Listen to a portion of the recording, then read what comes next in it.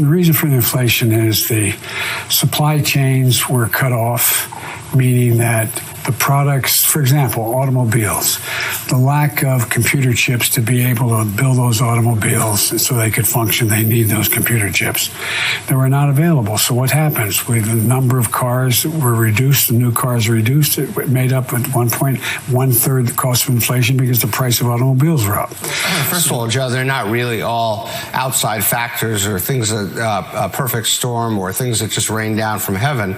This is highly a self-inflicted problem, not just by us, but by the rest of the world. And I say with regret that everything President Biden just said in that news clip that you showed was basically wrong in terms of what's causing inflation. The problems with the supply lines did not cause inflation. Inflation is made in Washington because only Washington can create money.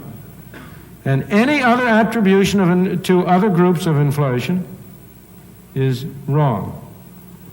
Consumers don't produce it. Producers don't produce it. The trade unions don't produce it. Foreign sheiks don't produce it. Oil imports don't produce it. What produces it is too much government spending and too much government creation of money and nothing else. Yes, where do you put the primary blame, again, for the inflationary pressures? There's no question, Joe, that the primary blame for the inflationary pressures is the $5, $6, $7 trillion that was put in the economy. And if BBB is ultimately paid for, are you not concerned? You're obviously not concerned about additional inflationary pressures there if it's paid for, right? Correct.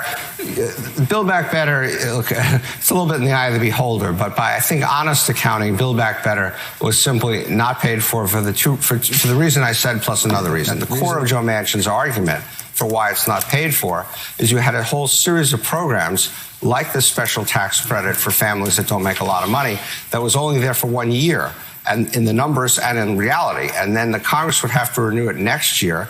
And you tell me if Congress would take it away, and you tell me whether Congress would raise taxes to pay for it.